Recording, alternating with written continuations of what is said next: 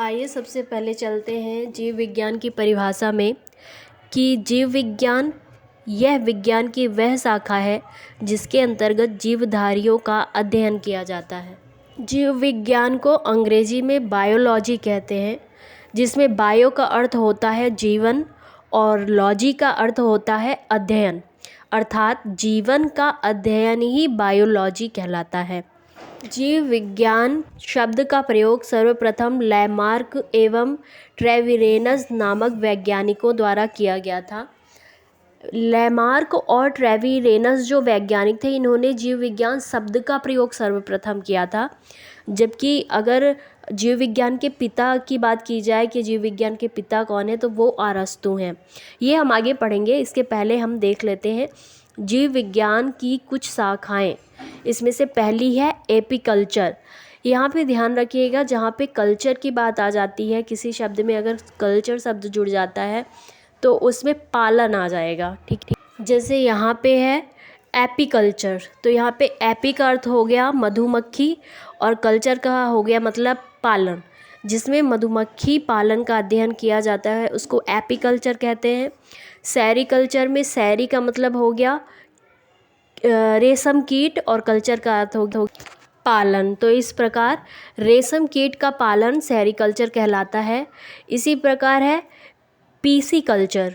PC का मतलब हो गया मत्स्य और कल्चर का मतलब हो गया पालन, यानी मत्स्य पालन का अध्ययन पीसी कल्चर कहलाता है। अब आगे चलते हैं माइकोलॉजी, यानी कवकों का अध्ययन। माइको से कवक हो जाएगा। और यहाँ पे फाइकोलॉजी में फाइको का हो शैवाल, इस प्रकार शैवालों का अध्ययन फाइकोलॉजी। इस तरह फिर एंथोलॉजी, पुष्पों का अध्ययन एंथोलॉजी कहलाएगा।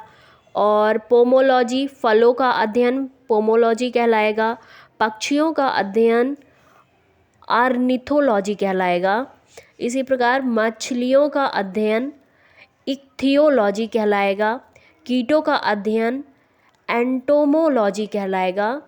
वृक्षों एवं झाड़ियों का अध्ययन डेंड्रोलॉजी कहलाएगा। सर्पों का अध्ययन ओफियोलॉजी। छिपकलियों का अध्ययन सोरोलॉजी। काष्ठी पेड़ों का संवर्धन, यहाँ पे संवर्धन की बात कही गई है। तो यहाँ पे सिल्वीकल्चर। और उद्यान विज्ञान हॉर्टिकल्चर। फूलों की खेती यहाँ पे फ्लोरिकल्चर। यहाँ पे जो कल्चर है, फूलों में भी फूलों को पाला जाता है, इसलिए यहाँ पे फ्लोरिकल्चर है। उद्यानों में भी पेड़ पौधों को पाला जाता है, इसलिए हॉर्टिकल्चर। तो इसमें कंफ्यूज मत होइएगा कि कल्चर है तो पालना नहीं लिखा हुआ है ना। आगे चलते हैं। जीव विज्ञान एक क्रमबद्ध ज्ञान के रूप में विकास ग्रीक दार्शनिक अरस्तु के काल में हुआ। उन्होंने ही सर्वप्रथम पौधों एवं जंतुओं के जीवन के विभिन्न पक्षों के विषय में अपने विचार प्रकट किए, इसलिए अरस्तु को जीव विज्ञान का जनक कहा जाता है। उन्हें जंतु विज्ञान का भी जनक कहा जाता है। देखिए, यहाँ पे अरस्तु ने जीव विज्ञान को दो भागों में बांटा, एक है जंतु विज्ञान और एक है वनस्पति विज्ञान। जंतु विज्ञान में जंतुओं का अध्ययन किया जाता है और वनस्पति विज्ञान में वनस्पति पेड़ पौधों का अध्ययन किया जाता है। तो एक जीव विज्ञान के पिता अरस्तु हो गए, फिर जंतु विज्ञान के पिता भी अरस्तु हो गए। जबकि वनस्पति विज्ञान के पिता यानी वनस्पति विज्ञान के जनक थियोफ्रेस्टस हैं। तो ये हो गए दोनों विज्ञानों के अलग अलग जनक। अब हम आगे आते हैं। लिनियस ने भी अपनी पुस्तक, लिनियस की पुस्तक का नाम था सिस्टेमा नेचुरा, में संपूर्ण जीवधारियों को दो जगत, पादप जगत और जंतु जगत में विभाजित किया। अरस्तु ने जो दो भागों में विभाजित किया था वो था जंतु समूह और वनस्पति समूह, जबकि लिनियस ने जब दो जगत में इसको विभाजित किया तो इसको नाम दिया जंतु जगत और पादप जगत। ठीक है। लिनियस ने वर्गीकरण की जो प्रणाली शुरू की उसी से आधुनिक वर्गीकरण प्रणाली की नींव पड़ी। इसीलिए जो आधुनिक वर्गीकरण का पिता है वो लिनियस को बोला जाता है।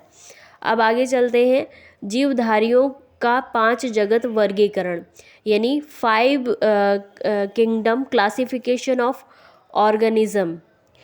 परंपरागत द्विजगत वर्गीकरण का स्थान अंततः विटकर द्वारा सन 1969 में प्रस्तावित 5 जगत प्रणाली ने ले लिया था। उनके अनुसार समस्त जीवों को निम्नलिखित 5 जगत में वर्गीकृत किया गया। वो कौन कौन सा जगत था? पहला था मोनेरा, सेकंड था प्रोटिस्टा, थर्ड पादप, फोर्थ कवक एंड फिफ्थ जंतु। ये 5 भागों में वर्गीकृत किया था विटकर ने पूरे जीव विज्ञान को, है ना। आप जानते हैं कि मोनेरा में किस प्रकार के जीव आते हैं। तो मोनेरा इस जगत में सभी प्रोकैरियोटिक जीव अर्थात जीवाणु, साइनोबैक्टीरिया तथा आर्कीबैक्टीरिया सम्मिलित किए जाते हैं। तंतुमय जीवाणु भी इसी जगत का भाग है। यहाँ पे आप देखेंगे प्रोकैरियोटिक जीव में कौन कौन से आ जाते हैं? जीवाणु, साइनोबैक्टीरिया तथा आर्कीबैक्टीरिया। मतलब आप देख रहे हैं ज़्यादातर बैक्टीरिया इसी में सम्मिलित हैं। प्रोकैरियोटिक जीव होते हैं इस प्रकार के जीवाणु, साइनोबैक्टीरिया एंड आर्कीबैक्टीरिया। इसके अलावा तंतुमय जीवाणु भी इसी जगत का भाग होते हैं। अब चलते हैं प्रोटिस्टा में। इस जगत में विविध प्रकार के एक कोशिकीय प्रायः जलीय यूकैरियोटिक जीव सम्मिलित किए जाते हैं। पादप एवं जंतु के बीच की स्थिति क्या होती है? एग्लीना। इसे ध्यान रखिएगा, पादप और जंतु के बीच की स्थिति क्या होती है? एग्लीना होती है। और ये किस जगत में आता है? प्रोटिस्टा जगत में आता है। इसमें आगे देखते हैं कि यह 2 प्रकार की जीवन पद्धति प्रदर्शित करते हैं। एक तो सूर्य के प्रकाश में ये अपना भोजन स्वयं बनाते हैं यानी स्वपोषित होते हैं, तथा प्रकाश के अभाव में इतर पोषित। इसके अंतर्गत साधारणतया प्रोटोजोआ आते हैं। जो एक कोशिकीय जीव होता है प्रोटोजोआ, जो कि प्रोटिस्टा में आता है। पादप और जंतुओं के बीच की स्थिति एग्लीना होती है और वो प्रोटिस्टा के अंतर्गत आती है। और इसमें एक कोशिकीय और प्रायः जलीय यूकैरियोटिक जीव भी इसी में सम्मिलित होते हैं। अब थर्ड में चलते हैं, पादप, जो कि आप लोगों को पता ही है कि इस जगत में प्रायः सभी रंगीन, बहुकोशिकीय, प्रकाश संश्लेषी, उत्पादक जीव सम्मिलित होते हैं। यहाँ पे जो ध्यान रखने वाली बात ये है कि शैवाल, मॉस, ये दोनों भी पादप के अंतर्गत आते हैं। पुष्पीय तथा अपुष्पीय बीजीय पौधे भी इसी जगत का अंग है। बाकी तो पता है। इसमें आपको ध्यान रखना होगा कि शैवाल, आपको पता है शैवाल क्या होते हैं। तो शैवाल और मॉस ये पादप जगत के अंतर्गत आते हैं। अब अगला चलते हैं, कवक। इस जगत में यूकैरियोटिक तथा परपोषित जीवधारी सम्मिलित होते हैं, जिनमें अवशोषण द्वारा पोषण होता है। ये सभी इतरपोषी होते हैं। ये परजीवी अथवा मृतोपजीवी होते हैं।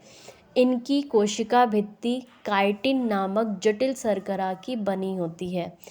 तो इसमें यूकैरियोटिक होते हैं और परपोषित जीवधारी सम्मिलित होते हैं। इसमें अवशोषण द्वारा पोषण होता है। ये इतरपोषी होते हैं। ये परजीवी अथवा मृतोपजीवी होते हैं, मतलब अपने भोजन के लिए दूसरों पर डिपेंड रहते हैं या फिर मृत जीवों पर आधारित होते हैं। और इनकी कोशिका भित्ति काइटिन नामक जटिल शर्करा की बनी होती है। अब हम अगले जगत में चलते हैं, जंतु जगत में। तो इस जगत में सभी बहुकोशिकीय जंतु संभोजीय यूकैरियोटिक उपभोक्ता जीव सम्मिलित किए जाते हैं। इनको मेटाजोआ भी कहा जाता है। हाइड्रा, जेलीफिश, क्रीम, सितारा मछली, सरीसृप, उभयचर पक्षी तथा स्तनधारी जीव इसी जगत का अंग है। इसमें जो ध्यान रखने योग्य बात है, तो एक तो है हाइड्रा, दूसरा है जेलीफिश, तीसरा है क्रीम और चौथा है सरीसृप, और पांचवा है उभयचर जो जीव होते हैं वो जंतु जगत के अंतर्गत आते हैं। बाकी आप अनुमान लगा सकते हैं कि बाकी जंतु जगत के अंतर्गत आएंगे। हाइड्रा चूँकि एक कोशिकीय होता है इसलिए इसमें कन्फ्यूजन हो सकता है। और जेलीफिश हो गया, क्रीम हो गया, सरीसृप हो गया, उभयचर हो गया। अब एक नोट देख लेते हैं कि वर्गीकरण की आधारभूत इकाई जाति है। इसमें क्वेश्चन पूछ लेता है कि वर्गीकरण की आधारभूत इकाई क्या है, तो वर्गीकरण की आधारभूत इकाई जाति होती है। अब आगे चलते हैं। सन 1753 ईस्वी में कैरोलस लीनियस नामक वैज्ञानिक, जिन्हें वर्गीकरण का जन्मदाता भी कहा जाता है, वर्गीकरण का जन्मदाता, आधुनिक वर्गीकरण के पिता, इन्हीं को कहा जाता है, ने जीवों की द्विनाम पद्धति को प्रचलित किया। इनके नाम से द्विनाम पद्धति जीवों की इन्होंने ही प्रचलित किया था। इस पद्धति के अनुसार प्रत्येक जीवधारी का नाम लैटिन भाषा के 2 शब्दों से मिलकर बना है। तो पहला जो शब्द होता है वो वंश का नाम तथा दूसरा शब्द जो होता है वो जाति नाम कहलाता है। वंश तथा जाति नामों के बाद उस वर्ग की विद वैज्ञानिक का नाम लिखा जाता है जिसने सबसे पहले उस जाति को खोजा या जिसने इस जाति को सबसे पहले वर्तमान नाम प्रदान किया। अब यहाँ पे उदाहरण देख लेते हैं। मानव का वैज्ञानिक नाम होमो सैपियंस लिन है। वास्तव में होमो उस वंश का नाम है। पहला नाम वंश को प्रदर्शित करता है, इसलिए होमो वंश को प्रदर्शित कर रहा है, जिसकी एक जाति सैपियंस है। होमो सैपियंस में दूसरा शब्द जाति को प्रदर्शित करता है, ठीक है। और लिन, लास्ट में लिन आ गया, तो वास्तव में लीनियस शब्द का संक्षिप्त रूप है लिन। तो ये हो गया होमो सैपियंस लिन। इसका अर्थ यह है कि सबसे पहले लीनियस ने इस जाति को होमो सैपियंस नाम से पुकारा। आइए यहाँ पे अब एक लिस्ट दी गई है जिसमें कुछ जीवों के नाम दिए गए हैं, उनका वैज्ञानिक नाम भी दिया गया है जो एग्ज़ाम के दृष्टिकोण से बहुत इम्पॉर्टेंट है। पहला तो मनुष्य का होमो सैपियंस पता है, मेढक का राना टिग्रिना, बिल्ली का फेलिस डोमेस्टिका, कुत्ते का कैनिस फैमिलिरीज, गाय का बॉस इंडिकस, मक्खी का मस्का डोमेस्टिका, आम का मैग्नीफेरा इंडिका, धान का ओरिजा सैटिवा। आगे देखते हैं। धान का जो वैज्ञानिक नाम है हो चुका। गेहूं का वैज्ञानिक नाम ट्रिटिकम है। मटर का वैज्ञानिक नाम पीसम सैटिवम है। और चने का वैज्ञानिक नाम सीसर एरिस्टिनम है। और सरसों का वैज्ञानिक नाम ब्रासिका कंपेस्ट्रिस है। ओके, ये बहुत इम्पॉर्टेंट नाम है जो हमें याद रखना है। इस प्रकार से आपको जीव विज्ञान का जो एक चैप्टर था कहना चाहिए वो ख़त्म हो चुका है। अगले चैप्टर में हम पढ़ेंगे कोशिका विज्ञान। तो मिलते हैं नेक्स्ट वीडियो में।